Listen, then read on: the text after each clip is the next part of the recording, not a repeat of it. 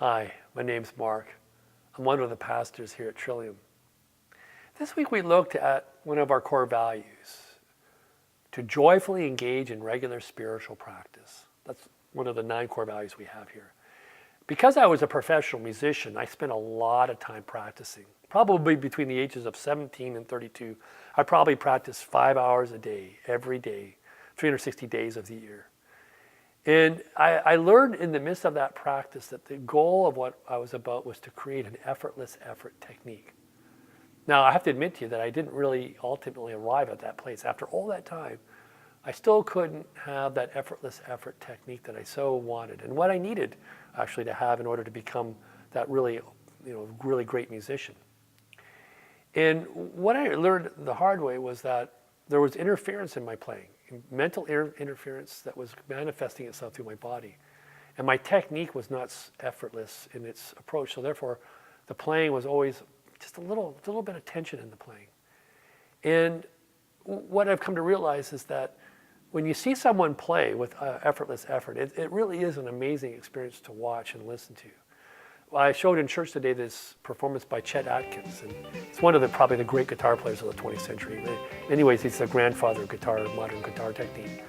And just to watch this guy play, he was in his probably 60s when he played this number, and just the effortless effort that he exemplified in his playing was just something to watch. And we also looked at Glenn Gould, who playing a little bit of the Goldberg variations, and just watching his effortless effort as he made this most gorgeous music.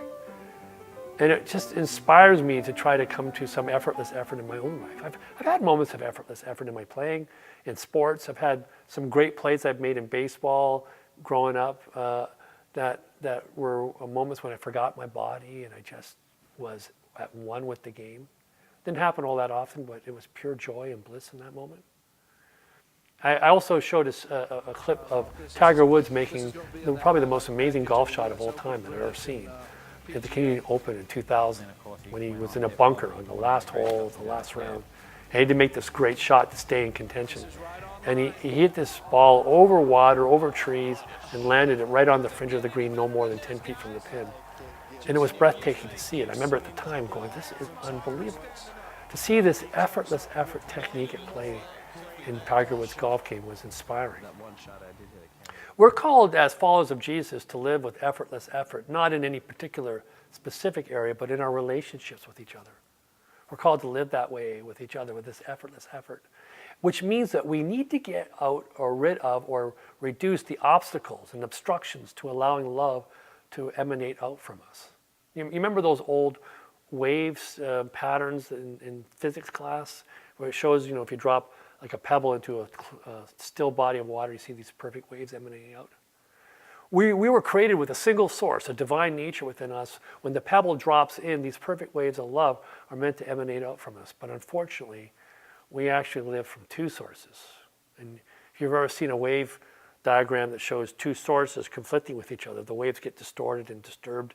They get an element of dis-ease in them, and they cannot ultimately generate the kind of power that we are looking for. And we live in a 2-source life within us, with the divine source and then our egoic source, and they conflict with each other. And the pattern of love, that symmetry of perfect love that's meant to work out from us, gets obstructed. And our goal, of course, is to remove these obstructions and these obstacles, to get the things that are in the way out of the way, so that we can be pure and at one with what we're about in life. I mean, Chet Atkins was playing, and you could feel the love that he had for the music. Same with Glenn Gould. And in that moment, you could feel Tiger Woods' love for the game of golf. It just came out through him, that true joy and delight in playing a game at its highest level. I do white metal casting. It's a tin lead alloy. And the casting metal is heated up to very high temperatures. And what happens is that the oxygen mixes with the impurities in the metal, and it creates something called dross. And dross lives at the top of the metal, and it's the scum that forms at the top. And so often in life, I think that we live at the surface level of our thinking, which is filled with all this frantic worry and dis-ease and anxiety and fear, and it sabotages our ability to get at that deeper part of ourselves. In fact, there's an obstacle to connecting in with the deeper source that lives within us. I realize in my metal casting that I need to scoop off the dross every so often, get it out of the way so I can get access easily to the metal. And the challenge of our own personal lives is to get at that source within us, that divine source within us, through all the obstruction and obstacles of the dross that lives at the surface of our lives. I would suggest to you that none of us maybe are going to become, or very few of us can become maybe, a professional golfer at the highest level, or maybe a great musician at the highest level. But we can live our lives as artists with a certain virtuosity. And that comes when we allow the obstacles and the obstructions to be put out of the way, put to the side, so that love can move directly out from us to other people.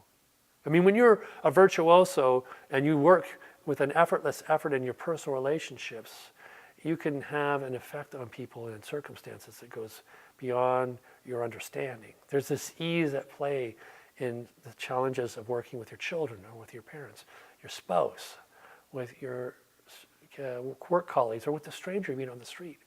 That effortless effort is what comes over us, and we forget ourselves, and we see an accident, and we go out and we just do the right thing. And when you've heard interviews with people and they are asked why they did what they did, when they rescued somebody, they don't usually have an answer. They just did it. They somehow managed to be elevated into that effortless effort. They forgot about themselves, and they just did what needed to be done. And so often we want that heroic in our own lives, but there's those obstacles. We get afraid, we get worried, we become self-conscious. We start hearing dark voices speak to us, negative words in our hearts and minds, and it gets in the way of us living at this life. But this is what Jesus calls us to as his followers. He calls to live out our lives in the effortless effort of our virtuosity as human beings, to allow the divine person to speak forth, allow that divine energy of love to burst forth, to allow it to awaken in us and then to wake up the world around us.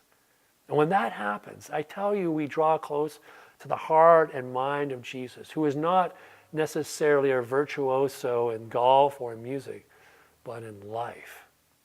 Tiger Woods, probably one of the greatest golfers of all time, but when the chaos of his own personal life started to interfere with his golf game, when his egoic source started mixing with that divine nature that allowed him to play so well, it caused confusion. And his game has never been the same since. Glenn Gould died a young death, relatively speaking, because in his personal life he had all this ego drama going on, and it got in the way of his music making.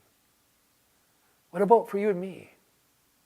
Maybe it's time to set the drama aside and to embrace a different way of life for ourselves. And when that happens, as I say to you, we draw close to Jesus himself and to the God's great intentions for us. So go in peace, go in true peace.